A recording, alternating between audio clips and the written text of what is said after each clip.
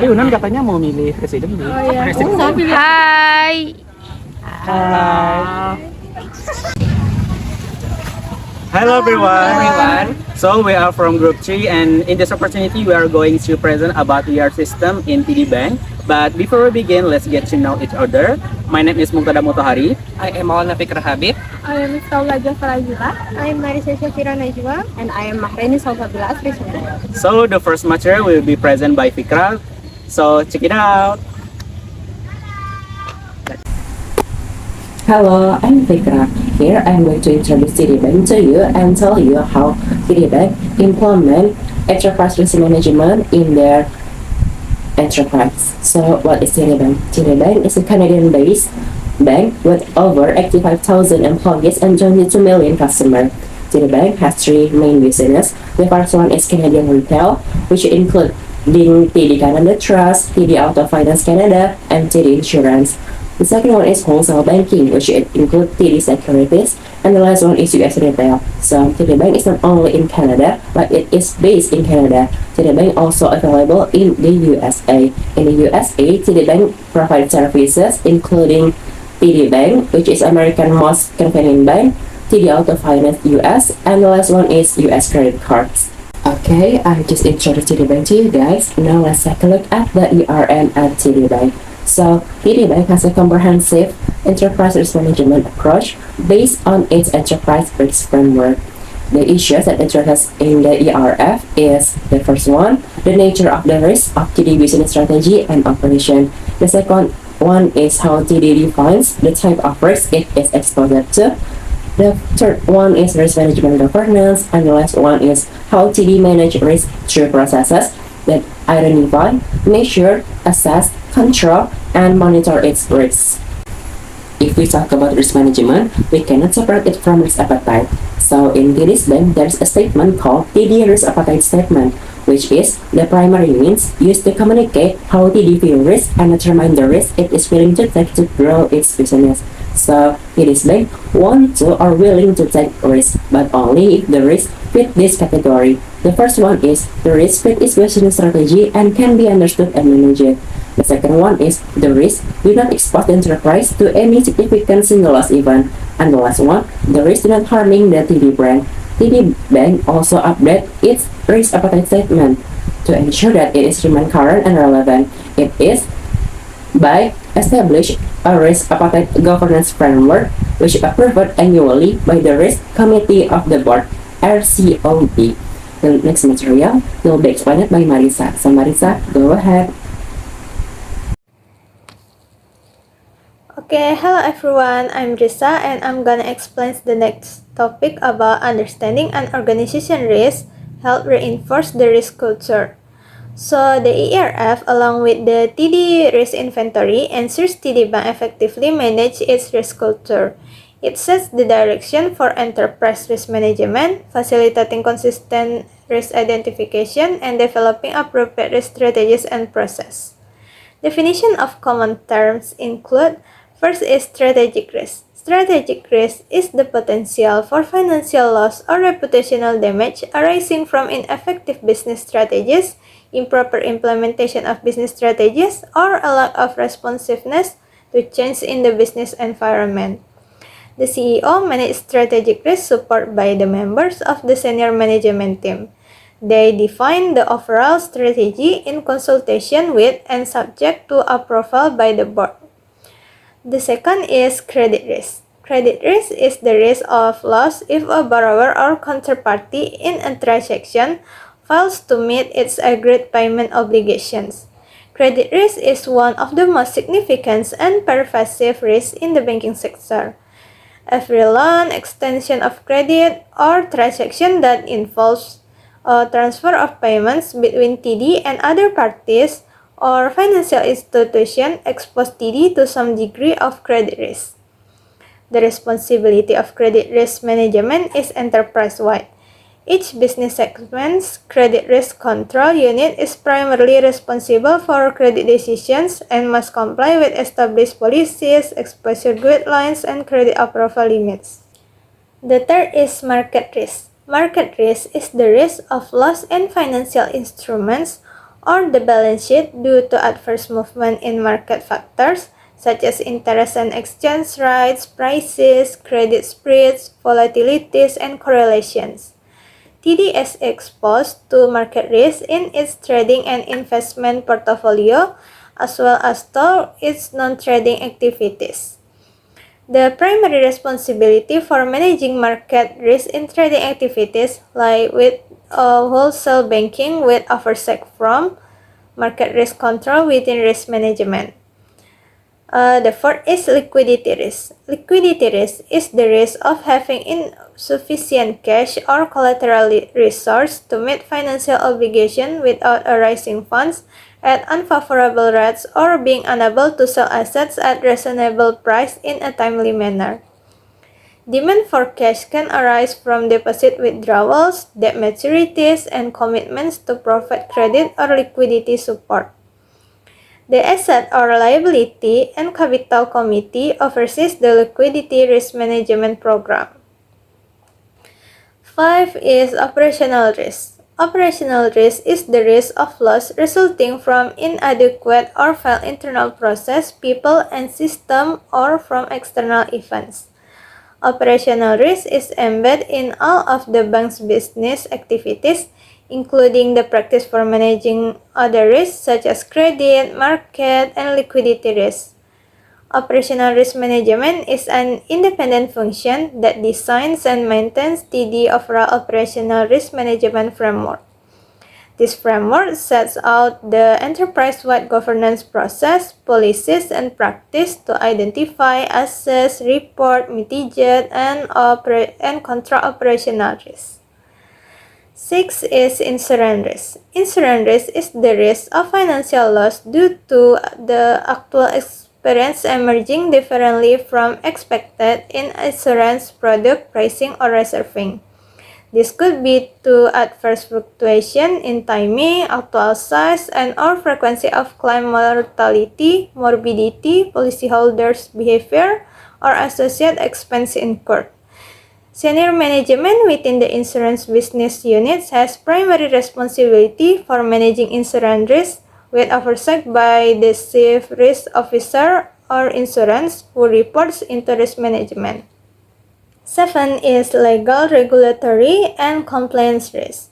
This is the risk of negative impact to the business activities, earning or capital, regulatory relationships, or reputation as a result with or to adapt to current and changing regulation, law, industry codes, rules, or regulatory expectation. Legal risk includes the potential for civil litigation or criminal or regulatory proceedings being commenced against the bank that once decided could materially and adversely affect its business, operation, or financial condition. Business segments and corporate areas are responsible for managing day-to-day regulatory and legal risks, while the legal compliance, global anti-money laundering, and regulatory risk group assist them by providing advice and oversight. 8 is capital adequacy risk. This is the risk of insufficient capital available in relation to the amount of capital required to carry out the bank's strategy and to satisfy regulatory capital adequacy requirement. Capital is held to protect the viability of the bank in the event of unexpected financial loss. The board of directors has the ultimate responsibility for overseeing adequacy of capital and capital management. The board reviews the adherence to capital limits and targets and review and approve the annual capital plan and the capital management policy. 9th and the last is reputational risk. Reputational risk is the potential that stakeholders' impressions, whether true or not, regarding an institution's business practice, actions, or inactions will or may cause a decline in the institution's value, brand, liquidity, or customer base. TD Bank's enterprise-wide reputational risk management policy is approved by the risk committee of the board. This policy sets out the framework under which each business unit is required to implement a reputational risk policy and procedures. These include designating a business level committee to review reputational risk issues and to identify issues to be brought to the Enterprise Reputational Risk Committee. That's all from me. Thank you. Okay, thank you, Risa. Next, I'm gonna talk about the risk governance structure. The risk governance structure at TD Bank places on strong risk oversight and control at the central level with clear accountability in each business unit. This approach encourages business to assess risk, design control, and monitor and report on their effectiveness on an ongoing basis to keep risk within set tolerance. TD Bank risk governance model involves a senior management committee to support transparent risk reporting and discussion. The CEO and senior executive team determine TD Bank long-term direction based on the bank's risk appetite and apply it to the business. Risk management led by group head and chief risk officer or CRO set risk strategy and policy and provide independent oversight in implementing a comprehensive and proactive risk management approach at TD Bank. So TD Bank uses a three-line of defense model that involve business group in managing day-to-day risk as well as challenging business standard and assumption to increase accountability. So let's talk about the first line of defenses. The first line of defense is the business and corporate line of accountabilities. It is include the first one is managing and identifying risk in day-to-day activities. The second one is ensuring that activities are within TD risk appetite and risk management practice. The third one is designing, implementing, and maintaining effective internal control. And the last one is monitoring and reporting on the risk profile. We move to next line. The second line of defense deals with setting standard and challenging business assumption to improve governance, risk, and control group responsibilities and accountabilities.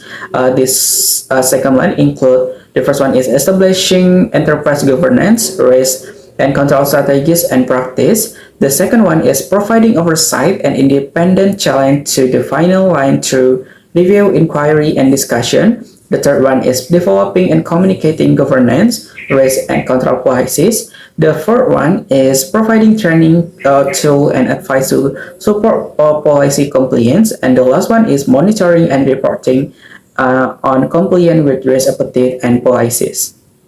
So the last line is third line of defense. This line is talk about independent assurance through the internal audit department.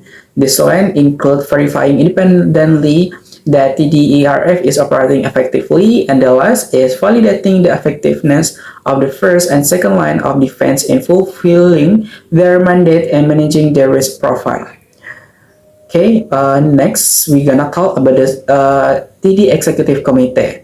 TD Bank has various committees that oversee the bank key risk-related governance, risk, and control activities. The objective of a robust risk governance structure at TD Bank is to ensure effective risk management, sound control, and compliance with applicable policies and regulation, thereby safeguarding TD Bank reputation and business sustainability. So in this executive committees in TD Bank has 5 committees. The first committee is the Enterprise Risk Management Committee. This committee talk about the oversees the management of major enterprise governance and risk and control activities. The second committee is the Asset Liability and Capital Committee, or we can say ALCO. This ALCO talk about the oversees the management of this non-trading market risk and each of its consolidated liquidity, funding, investment, and capital position. The third committee is the Operational Risk Oversight Committee. This committee oversees the strategic assessment of TD governance, control, and operational risk structure. The fourth committee is the Disclosure Committee. This committee ensures that appropriate control and procedure are in place and operating to permit timely, accurate balanced, and compliant disclosure to the regulator, shareholder, and the market. And the last committee is the reputation risk committee. This committee ensures that corporate or business initiatives with significant reputational risk profile have received adequate review for reputational risk implication prior to implementation. Okay, let's talk about the risk management function and audit function at TD Bank. The risk management function, led by CRO, has the responsibility to independently manage and control risk. This aim is to support a comprehensive and proactive approach to risk management. Risk management works closely with the business segment and other corporate oversight group to establish policies, standards, and limit appropriate to the company's risk appetite, as well as monitor and report on existing and emerging risks and ensure compliance with the company's risk appetite. Each business segment has a real management function that report directly to the senior risk executive, who in turn report to the CRO. Next, about the audit function. The audit function provides independent assurance to the board on the effectiveness of risk management, control, and governance process. The compliance group and anti-money laundering group play a role in managing compliance risk with the applicable laws and regulation. The Treasury and Balance Sheet Management Group manage capital, interest rate, liquidity, and market risk. So that's all from me. I'll give it to my friend Chacha. To Chacha, let's talk about next material. Thank you. Hello guys, I'm Mahraini Salsabila asri Simbolon, and now I will explain to you about the next material. The material is about risk identification, assessment, and reporting. So first, we must know how TD Bank manage their risk, and this is the several principles that TD Bank uses to manage the risk. The first is enterprise-wide in scope. So risk management spans all the area of TD. The second is transparent and effective communication. So, matters relating to the risk are communicated and escalated in a timely, accurate, and forthright manners. And the third is enhanced accountability. So, risks are explicitly owned, understood, and actively managed by business management and the all employee. And the fourth is independent oversight. So, risk policy, monitoring, and reporting will be established independency and objectively. And the next principle is integrated risk and control culture. So, risk management discipline is integrated to TD's daily routine, decision making, or also the strategic. And the last principle is about strategic balance. Risks are managed to acceptable level of exposure. The next material is still about the risk identification, assessment, and reporting. So, TD look establish and maintain integrated risk identification and assessment process that enhance the understanding of risk dependencies, consider how risk type interact, and support the identification of emerging risks. Dependent on the risk type, the risk identification and assessment process may be developed and or controlled by the business segment with oversight provided by risk management, or it may be controlled by the function within risk management. For example, like credit risk assessment process. Risk management role in this process is to provide oversight and challenge to ensure that the analysis and result procedures by the process focus on the relevant issues. Other risk assessment identifications and assessment process that can or need to be applied on a consistent basis across TD have been developed by risk management at that enterprise level. For example, such as Risk and Control Self-Assessment or RCCA report, the emerging risk identification process, scenario analysis, and stress testing And the last is Internal Capital Education Assessment Process, or ECAAP. That's all from me. I give him back to moderator. Hello, I'm Miftahul Farazilah, and I'm going to explain to you about the risk measurement in TD Bank. The ability to quantify risk is also a key commitment of TD's risk management processes, and this processes is aligned with regulatory requirements for capital adequacy, leverage ratios, liquidity measures, stress testing, and a maximum credit exposure guideline. And TD Bank has process in place to quantify risk to provide an accurate and timely measurement of the risk it assumes. In quantifying risk, a TD Bank uses a various risk measurement methodology, including value at risk, or we can shorten as FAR analysis, and the second is scenario analysis, and the third is stress testing, and the last is limit. And other examples of risk measurements include a credit exposure, provision for credit losses, per comparison, trending analysis, liquidity coverage, and capital adequacy metrics. And TD Bank also conducts structured risk and a controlled self-assessment or CSA programs and monitors internal and external risk events, and these allow TD Bank to identify, escalate, and monitor significant risk issues as needed. Alright, I've just explained to all of you guys about the risk measurement in TD Bank, and for the next, I'm going to explain to you about the risk control in TD Bank. TD's risk control process are established and communicated through risk committee and approved policies, procedure, and control limits. Policies are used as a key risk control to provide a consistency, predictability, and alignment with the risk appetite, communicating the principal rules and limit to guide and determine decision and behavior. TD's policies, governance framework provide a common structure and requirement for the consistent development, implementation, and approval and management of policy at TD Bank.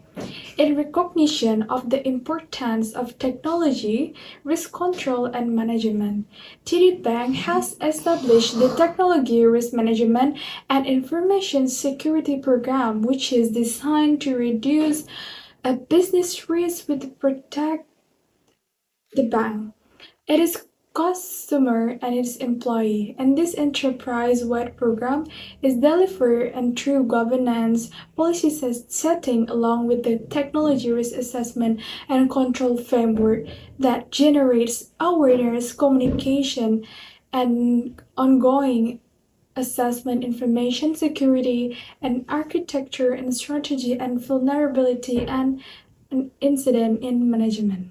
Last, I'm going to explain to all of you about the risk monitoring and reporting in TD Bank.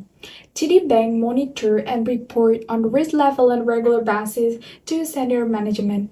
The RCOB and the board complementing regular risk monitoring and reporting at HOC risk reporting is provided as appropriate for a new and emerging risk or any significant changes to the bank's risk profile. And risk-specific reporting is also in place as described in the relevant risk-specific frameworks. Extensive external reporting is produced to comply with legal and regulatory requirements.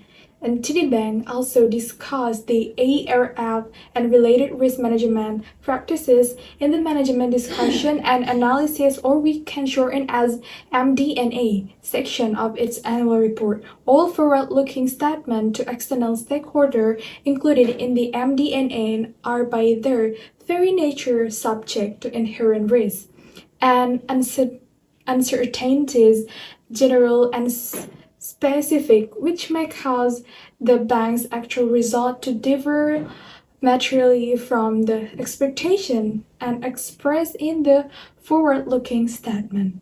I think that's all from me, guys. Thank you very much. Yeah, Thank you for Watching this presentation.